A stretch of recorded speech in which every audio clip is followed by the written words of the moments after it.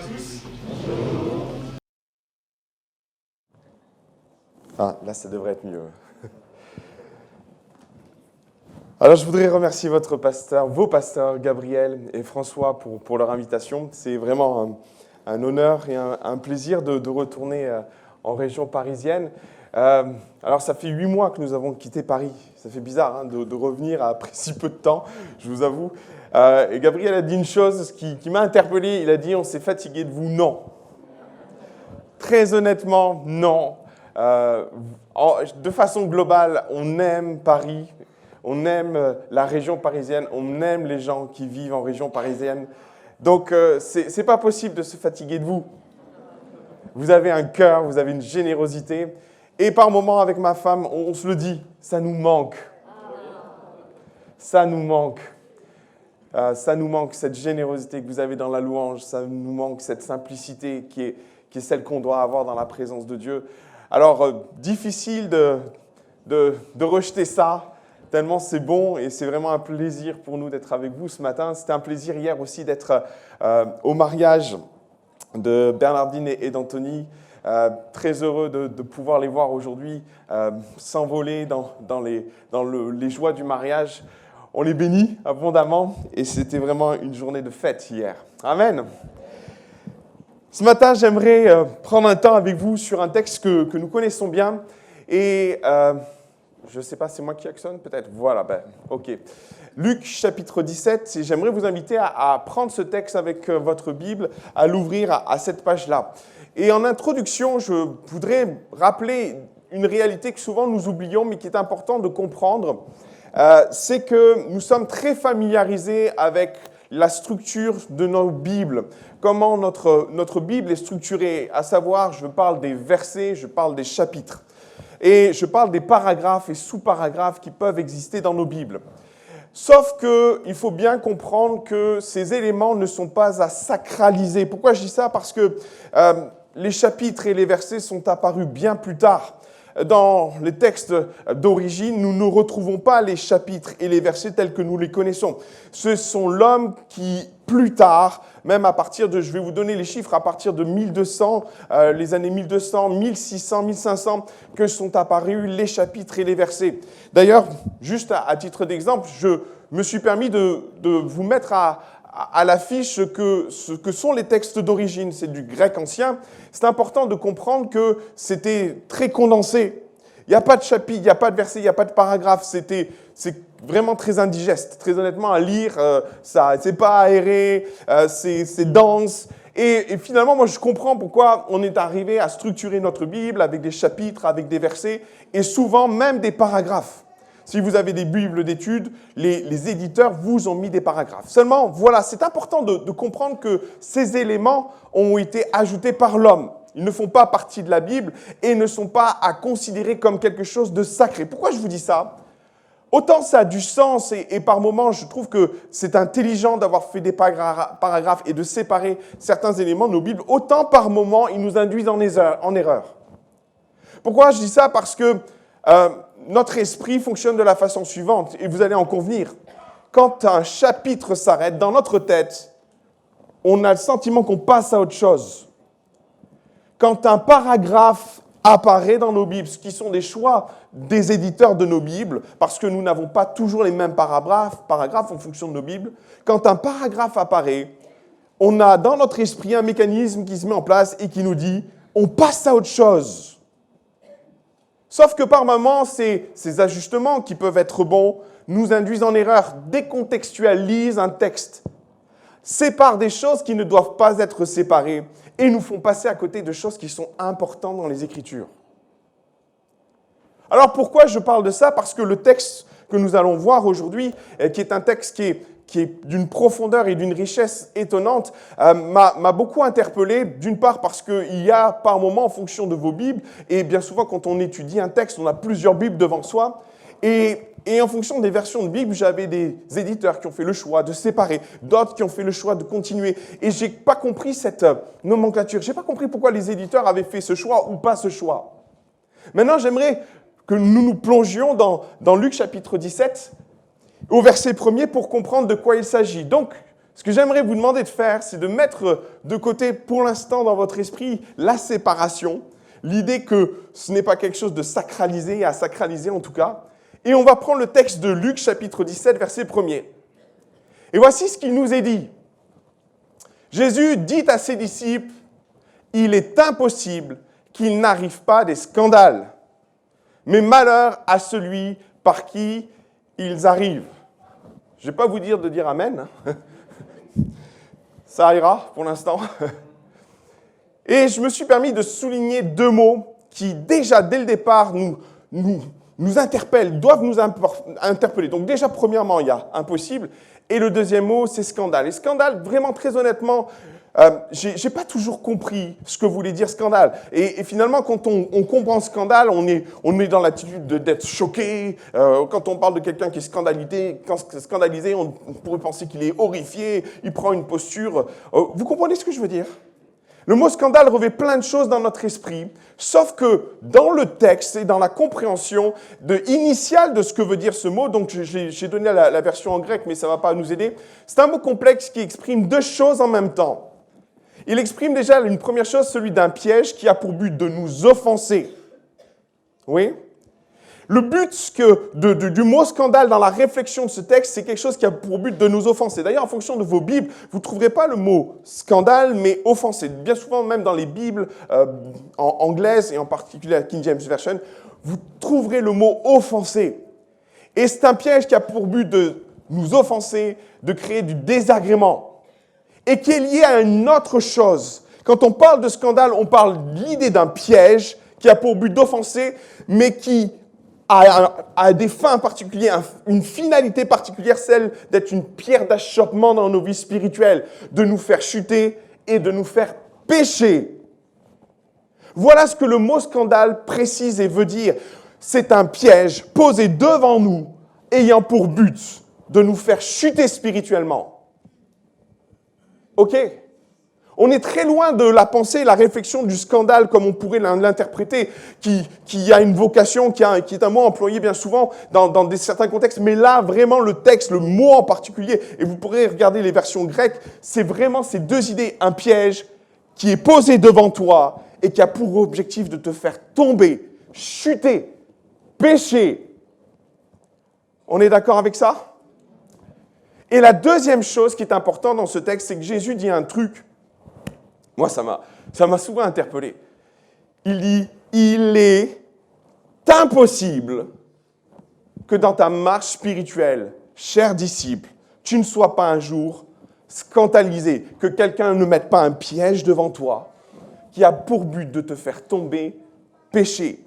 Et le mot est choquant parce que dans la bouche de Jésus, qui est Dieu, il est homme, mais il est Dieu. Il dit, c'est impossible. Impossible que tu ne vives pas un moment donné dans ta vie le fait que quelqu'un, quelque chose, une personne, Satan, mette devant toi un piège qui a pour but de te faire tomber, trébucher, pécher. Souvent on dit rien n'est impossible à Dieu et c'est biblique. Mais là, Jésus nous met en garde contre l'idée qu'on pourrait passer à côté d'un piège posé devant nous qui a pour but de nous faire pécher. Tu pourras entreprendre ce que tu veux dans ta vie. Tu pourras être le plus gentil possible avec tout le monde. Essayer d'être en paix avec tout le monde. Faire tout ce que tu peux pour que jamais ça t'arrive. Jésus te dit d'entrer, quoi que tu fasses, quoi que tu dises, quoi que tu puisses entreprendre, à un moment donné, tu vas déplaire à quelqu'un, il va te tendre un piège et il va tenter de te faire tomber. Oh, ça fait grincer les dents. Franchement, Jésus nous dit, et il faut comprendre ce texte et le comprendre dans sa globalité et comprendre l'esprit. En fait, Jésus est dans une approche préventive.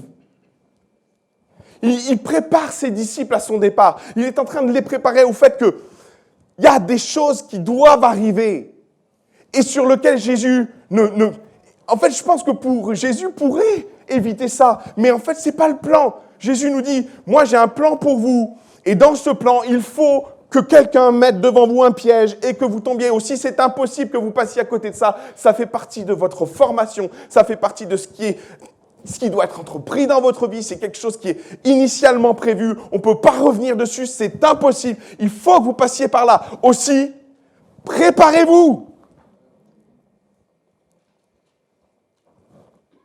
Par moments, on entend des chrétiens qui tombent des nues parce qu'à un moment donné, ils sont scandalisés dans le sens de ce texte. Parce qu'ils sont offensés, parce que des problèmes surviennent dans leur vie, qui les amènent à être en difficulté au point de trébucher spirituellement, au point de tomber. Et Jésus dit, mais ça doit arriver en gros. Soyez pas surpris, ça fait partie du lot, ça fait partie de la marche avec moi. Aussi, c'est impossible que ça n'arrive pas, donc préparez-vous. C'est ce qu'il dit à ses disciples. Il les prévient d'une réalité spirituelle, de quelque chose qui fait partie de la marche avec Dieu. À un moment donné, quelqu'un, quelque chose, une situation va venir dans ta vie, se placer devant toi, t'offenser et être peut-être une pierre d'achoppement, une possibilité de pierre d'achoppement. Et Jésus les prévient. Il leur dit, c'est important que vous compreniez cette réalité. Et c'est d'autant plus important que Jésus les prépare à ça parce qu'il y a un problème à l'idée de cette réalité. C'est ce que moi j'appelle la double peine. Et c'est sans doute ce que Jésus veut absolument éviter à ses disciples. Il les prévient, il leur dit ça doit arriver, mais attention à être prévenu. Je pense qu'il y a une réalité aussi. Un homme averti en vaut deux. Il les prépare parce qu'il y a des enjeux spirituels de taille derrière. C'est pas juste une question d'avoir une pierre d'achoppement devant soi et de tomber. C'est la question de moi, ce que j'appelle la double peine. Parce que derrière, il y a des enjeux spirituels qui sont importants. Le meilleur moyen de passer à côté de sa vie, et je voudrais vraiment vous interpeller par rapport à ça, vous sensibiliser par rapport à ça, parce que Dieu a prévu de belles choses pour chacun d'entre nous. Moi, j'en suis convaincu. Dieu a des projets de paix pour nous, mais le meilleur moyen de passer à côté de ça, c'est de vivre un scandale. Parce que le scandale amène une double peine. La peine d'être offensé, mais surtout de pécher derrière parce qu'on a été offensé. Il y a des textes bibliques qui traduisent exactement cette pensée. Et je vais poser des mots forts sur ce que l'on peut être amené à vivre en tant que personne offensée. Vous avez ce texte dans la Genèse 34 qui est un texte qui est lourd de sens. Il fait référence aux enfants de Jacob et en particulier à Dina. Et Dina était une fille de Jacob et cette jeune femme va être abusée sexuellement. On va la violer. Et dans ce contexte-là, c'est toute une famille qui est offensée. Et c'est ses frères de sang qui vont être particulièrement offensés. Et ces frères de sang, on connaît le passage. Oula, c'est allé beaucoup trop vite. Est-ce qu'on peut remettre ? Ces frères de sang. Ah, ça va revenir. Ces frères de sang, voilà, on y est. Ah bah non, j'y arrive pas. Pourquoi ça fait ça ? Bon, on y est. Ces frères de sang, Siméon, Lévi vont réagir à l'agression de leur sœur. Et ils vont comploter, ils vont monter tout un stratagème pour se venger. Ils vont faire penser au peuple, parce que c'est tragique ce qu'on vit à l'époque. Une jeune femme se faisait violer. L'homme était en droit de la réclamer pour femme.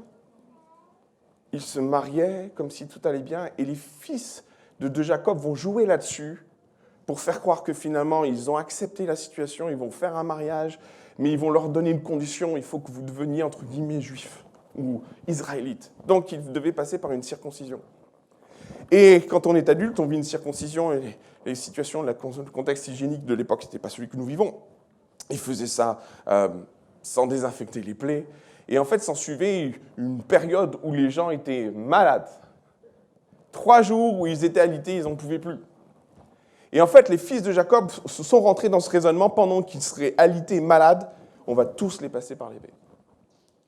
Ils sont offensés, une pierre d'achoppement est posée devant eux, se venger, et ils vont le faire. Ils vont se venger, ils vont tous les passer par l'épée, ça va être horrible. À un tel point que Jacob va prendre des distances avec ça. Moi, je n'étais pas au courant de ça. Et au moment où il est question de l'héritage, bien plus tard, et c'est ça qui est important, et c'est ça l'idée de la double peine. C'est qu'on est offensé, c'est la première peine, et elle est tellement horrible, cette offense, et vous serez d'accord avec moi que c'est horrible ce qui s'est passé pour cette jeune femme. Mais derrière, la double peine, c'est qu'au moment de l'héritage, parce qu'ils ont levé le glaive, parce que Siméon et Lévi se sont vengés, ont été des instruments de violence, ils vont perdre leur héritage. Deuxième peine.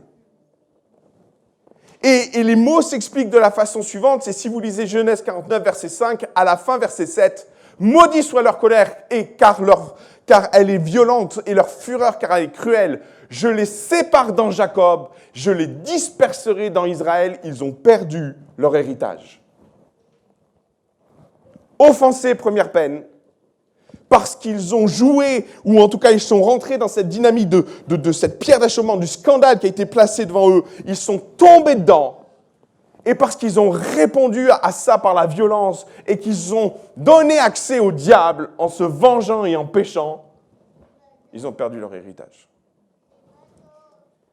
Voilà la double peine. Et clairement, dans l'esprit de Dieu, dans l'esprit de Jésus, quand il s'adresse à ses disciples, il leur dit, ça va arriver le scandale.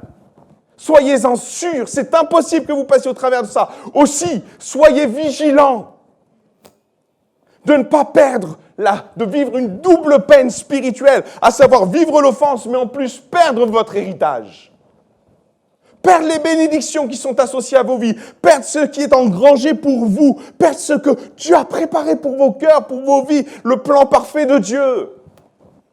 Et il y a un enjeu capital à comprendre que les scandales doivent arriver, certes, mais ne tombe pas dans le piège que le diable va te tendre, parce que derrière le mot scandale, il y a l'idée d'un piège.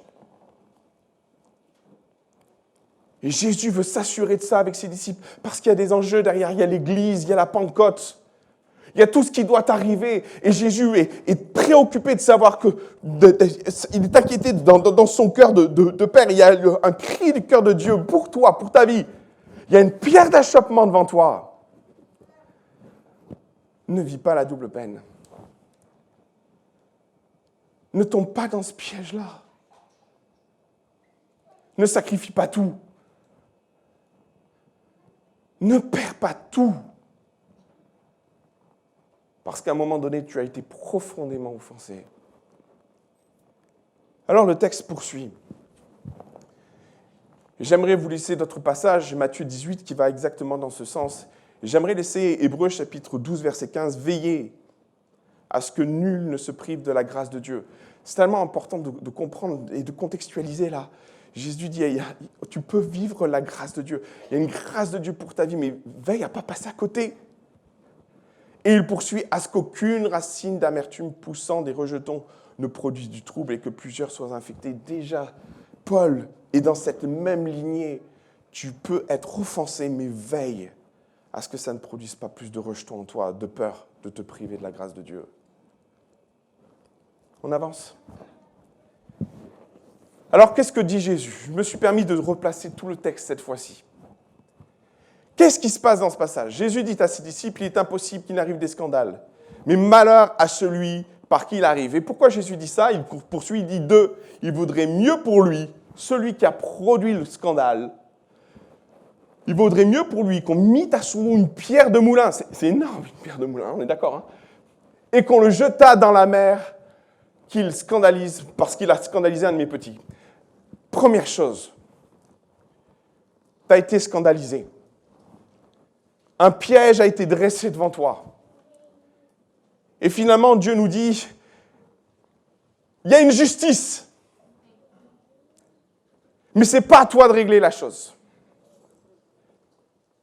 Et par moments, on a le sentiment qu'avec Dieu, les choses restent impunies. Oh, en apparence, par moments. On a l'impression par moments que celui qui nous a scandalisés en sort tout bénéfice. Mais je peux vous assurer d'une chose, tu es enfant de Dieu. Et dans ce passage-là, il fait référence à si quelqu'un touche à ses petits, à toi là, mon frère, ma sœur, scandalisé, blessé de certaines choses, profondément meurtri, Oh, Dieu tient les comptes. Dieu tient les comptes. Et ça va tellement loin que Jésus dit dans ce passage-là, il vaudrait mieux. Oui. En fait, ça serait plus, il dit par rapport à ça, moi je vais régler les comptes. Et finalement, pour lui, là, ça serait mieux qu'il ait une meule. Alors je ne vois pas en quoi ça pourrait être mieux. Ou de se dire que c'est pire. Et que finalement, la meule, il pourrait s'en sortir à bon compte s'il se met une meule et qu'il se jette au fond de l'océan, ce qui n'est pas vraiment charmant, on va vous l'avouer. Hein. Mais clairement, Dieu parle d'un jugement, d'une violence, et Dieu règle les comptes.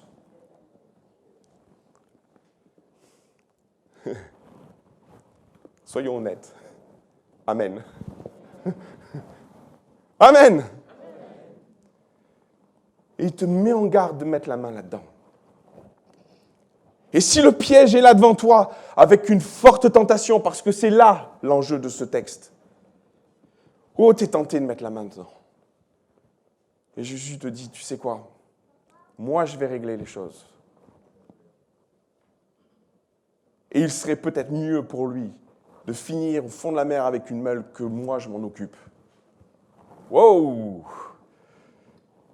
Parce que tu es mon petit. Tu es mon enfant, tu es ma fille, tu es mon fils. Tu as été offensé profondément, scandalisé. Le piège est là. Et Jésus te dit, touche pas. Je vais m'en charger. Je vais m'en occuper. Il poursuit Jésus. Verset 3. Prenez garde donc à vous-même. Il y a une logique. Jésus est encore dans une approche préventive. Il dit, vous savez quoi? Si moi je dois régler les comptes, autant qu'entre vous ça se passe bien en fait. Pour que je n'ai pas réglé les comptes entre vous. Et on est dans cette approche préventive. Gardez-vous, garde à vous, prenez garde à vous-même. Si ton frère a péché, reprends-le. Et s'il se repent, alors pardonne-lui. Merci Seigneur, ça se passe bien. Évitez-moi de devoir régler les comptes entre vous. Faites en sorte que ça se passe bien. Pardonnez-vous réciproquement. Et si vous avez été scandalisé d'une façon ou d'une autre, si ton frère, ta sœur a péché contre toi, reprends le nom. En fait, dans les termes, c'est très intéressant. Reprends-le, mais ce n'est pas le mot reprendre avec violence, c'est reprends-le avec douceur. D'ailleurs, Paul emploie ce mot, reprends avec douceur. Soyons fraternels, soyons bienveillants les uns avec les autres. On est sur des éléments fondamentaux de la vie d'Église, là. Hein. Il faut bien que ça se passe. Et du coup, prenez garde à vous-même. Parce que moi, là, je fais les comptes. C'est ce que Dieu nous dit. Entre vous, je fais les comptes. Verset 4. Et s'il a péché, verset 3, prenez garde. Et s'il, il y a des choses qui sont déjà fondamentales. Excusez-moi, je vais trop vite. Par moment, déjà, on est dans un niveau qui doit nous interpeller. Reprends-le. Et s'il se repent, pardonne-lui.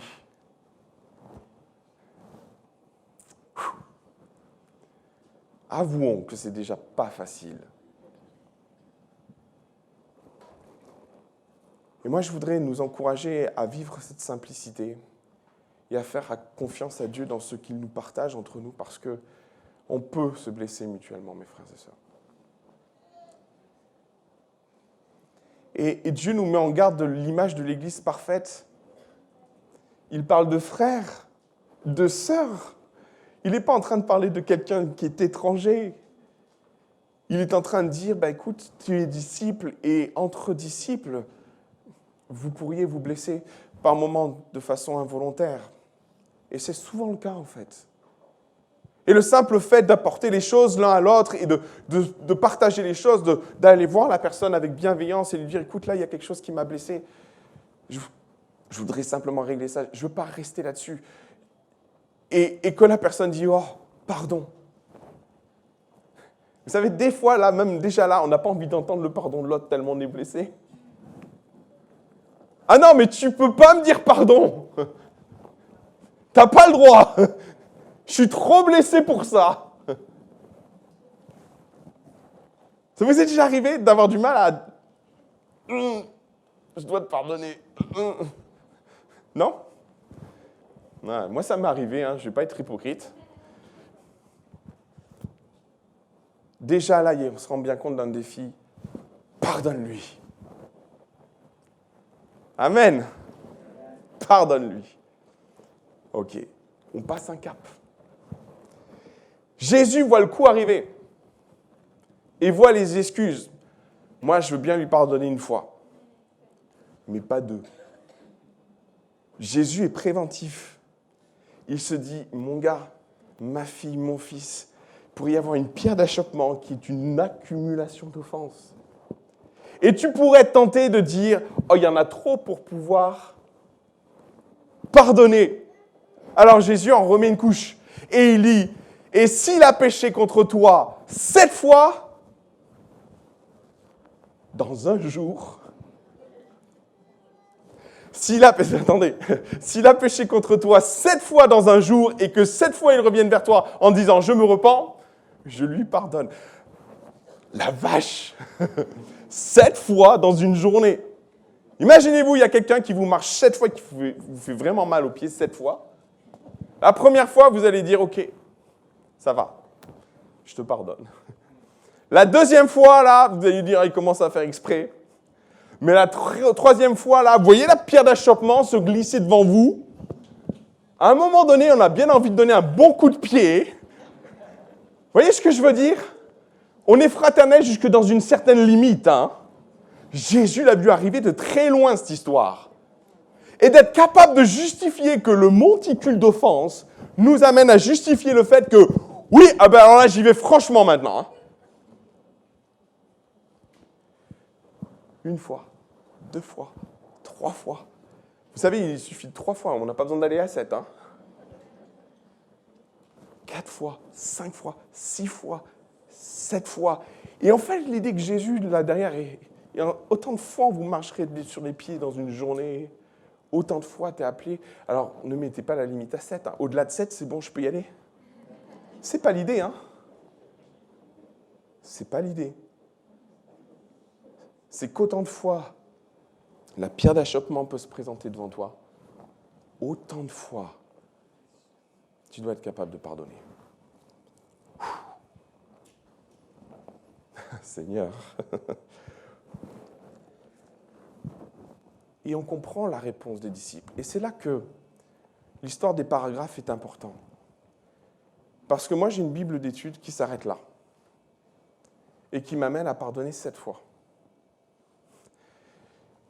Sauf que ma conviction, c'est que le texte continue et ne fait que continuer. Et le danger, ça serait de s'arrêter là.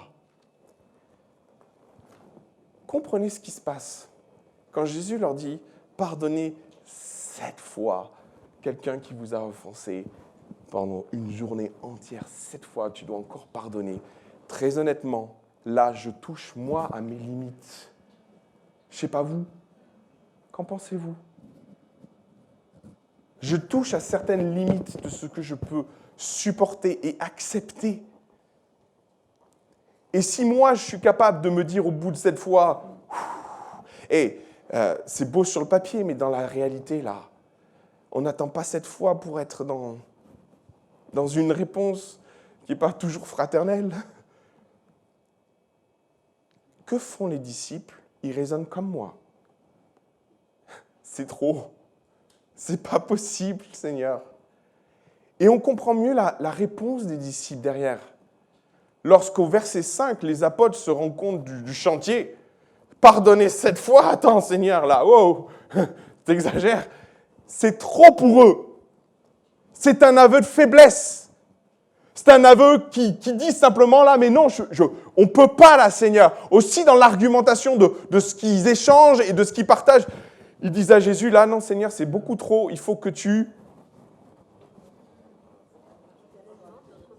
augmentes ma foi. C'est pas possible, Seigneur. Moi, je ne pourrais pas là. Je ne peux pas, ça va au-delà de mes propres forces. Aussi là, Seigneur, il faut que tu fasses un boulot en moi.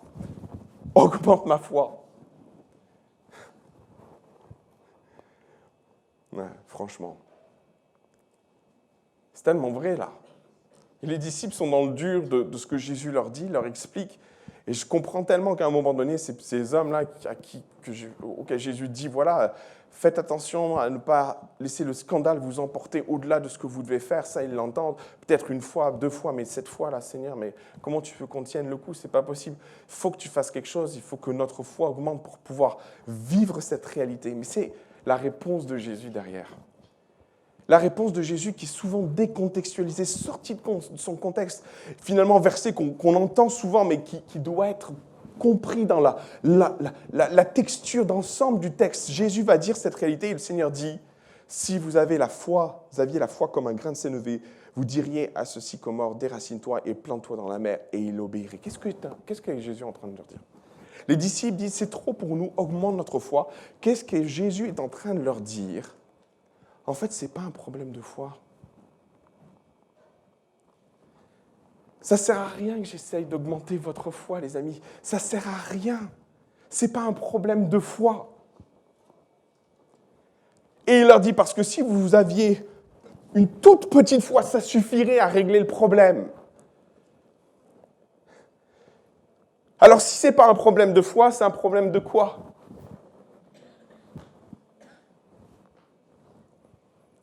Quelqu'un a quelque chose à partager ce matin?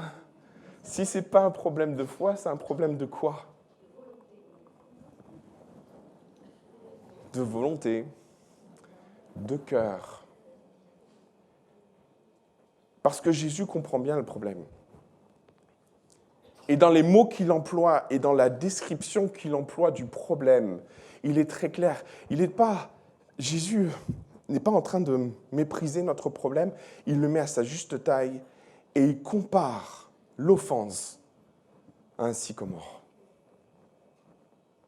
Vous avez déjà vu un sycomore? On y va?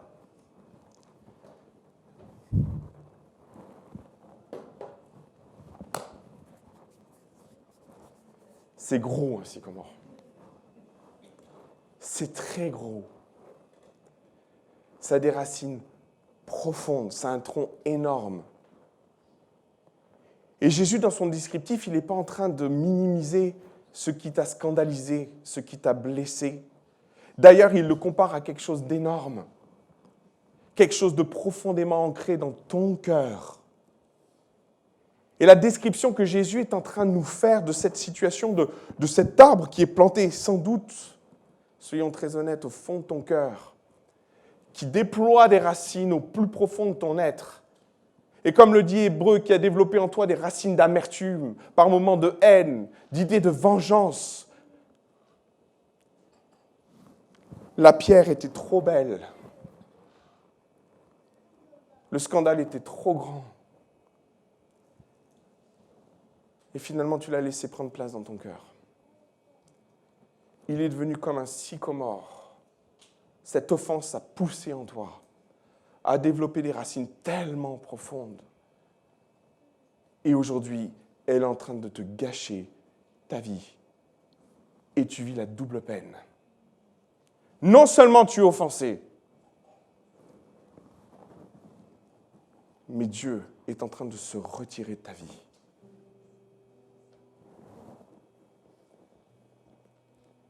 Et le sycomore, mes amis, il ne minimise pas la taille du scandale de ce que tu as vécu. Il aurait trouvé un arbre le plus grand pour l'expliquer à ses contemporains. Il l'aurait identifié à ce qu'il pouvait voir de plus énorme. C'est un sycomore, c'est ce qu'il avait sous les yeux, c'est ce qu'il avait de plus gros sans doute pour exprimer ce que peut être l'offense dans ta vie. Et les racines profondes qu'elles ont développées dans ton cœur, racines d'amertume, qui t'amènent à agir, parler, même par moments te venger, exprimer une forme de haine, être suffisamment subtil par moments pour dire des choses, critiquer, c'est en train d'empoisonner ta vie. Et le scandale est dans ton cœur, semblable à un sycomore bien planté, profondément énorme, avec des racines d'amertume qui sont en train de te détruire. Tu vis la double peine, offensé Et ta promesse est en train de s'envoler. Et c'est le cri de Dieu ce matin. Parce que Dieu t'aime. Et il te supplie. Il te supplie de ne pas accepter le sycomore dans ta vie. Il te supplie de ne pas vivre la double peine. Il te supplie de ne pas régler les choses et il s'en occupe. Il te supplie que le scandale ne soit pas suffisamment grand pour te détruire. C'est impossible que ça ne doit pas arriver. Il faut que ces choses arrivent. Et il te supplie aujourd'hui de dire, je ne veux plus de ce sycomore dans ma vie. Je ne veux plus ces racines d'amertume qui me détruisent. Je ne veux plus vivre la double peine. Parce que ta relation avec Dieu est entamée. Parce que ton ministère est entamé. Parce que tout ce que Dieu a prévu pour ta vie, tu sens que c'est en train de s'effriter. À cause des racines d'amertume qui sont là. Le sycomore a pris toute la place. Aussi Jésus dit, ce n'est pas un problème de foi. Tu peux avoir une foi comme un grain de sénévé que ça suffirait à le déplacer. Ce n'est pas le problème. Maintenant, la question se pose pour toi. Veux-tu que le sycomore déplace? Veux-tu que le sycomore bouge de ton cœur? Et notez les termes que Jésus emploie. C'est d'une profondeur, ce texte. Il dit, il précise les choses. Si vous aviez la foi comme un grain de sénévé, donc ce n'est pas un problème de foi. Ne te trompe pas. Vous diriez à ce sycomore, notez bien les mots, on ne va pas le couper, le sycomore, ce n'est pas le problème. On va le déraciner. Avec toute l'emprise que ça a dans ton cœur, avec toutes les ramifications, avec tout ce que l'ennemi a produit dans ton cœur. Et le texte poursuit. Hébreux 12 parle de ces fameuses racines d'amertume poussant des rejetons. Il y a tellement de rejetons. Et Jésus te dit, tu as la foi suffisante pour maintenant finir avec l'offense qui est en train de te voler ta vie.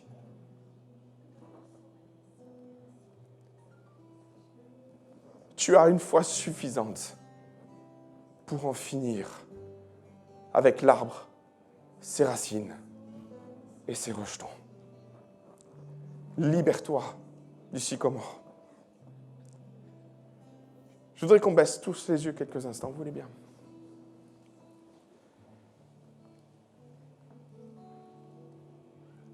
Et je voudrais t'inviter à identifier ce sycomore dans ton cœur. À poser le mot juste dessus. Et à dire maintenant par la foi, ordonne à ce sycomore de disparaître. Lui, ses racines, ses rejetons. Ordonne, déracine-toi, va te planter dans la mer. Et la parole dit, il vous obéira. Ce n'est pas un problème de foi, c'est un problème de toi. De décider de ne plus avoir à lutter avec un sycomore dans ta vie. On est dans la présence de Dieu. Et ce matin, Dieu veut t'inviter à en finir avec le scandale qui t'a volé ta vie. Avec le scandale qui est en train de voler ta vie. Avec le scandale qui est en train de voler ta promesse. Et alors que nous avons tous les têtes baissées, je voudrais juste faire un appel. Je vais pas prier pour toi spécifiquement, je ne vais pas prier pour vous spécifiquement, mais je voudrais simplement t'inviter à décider ce matin d'en finir avec le sycomore. À faire un pas de foi. Ta foi est suffisante. Jésus le dit en fait, votre foi est suffisante pour en terminer avec. Sauf que maintenant, il faut le verbaliser. Sauf que maintenant, il faut le manifester. Sauf que maintenant, il faut le décider. Il y a un scandale. Et je voudrais t'inviter à en terminer avec. J'aimerais juste t'inviter à manifester cette prière en te levant. Et en disant, je brise le joug du sycomore dans ma vie. Je voudrais t'inviter à avoir le courage de dire, j'en finis maintenant avec cet arbre planté au plus profond de mon cœur. Est-ce que quelqu'un veut se lever ce matin et de dire, j'en finis avec le sycomore? Il y a cette prière de Jésus. Et comprenez toute la démarche de Jésus. Jésus ne veut pas que ses disciples passent à côté. Il prie pour que ses enfants ne passent pas à côté du plan de Dieu, de la grâce de Dieu, des promesses de Dieu. Et il les supplie de ne pas laisser le sycomore décider pour eux. Le scandale t'a profondément heurté. Et Jésus ne minimise pas ça ce matin. Mais ne laisse pas la double peine l'emporter. Aussi, tu as la foi suffisante pour ordonner. Est-ce que quelqu'un veut encore ordonner au sycomore de disparaître? Lève-toi, mon frère, ma sœur. Je t'en supplie, finissons-en avec le sycomore dans ta vie. Il est en train de te détruire, tu le sais. Finissons-en avec le sycomore, maintenant. Oh, Jésus. Il y a plusieurs personnes qui se sont levées. Je voudrais encourager les dernières personnes qui souhaitent en finir maintenant à se lever.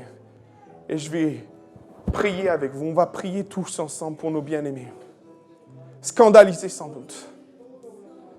Brisés sans doute.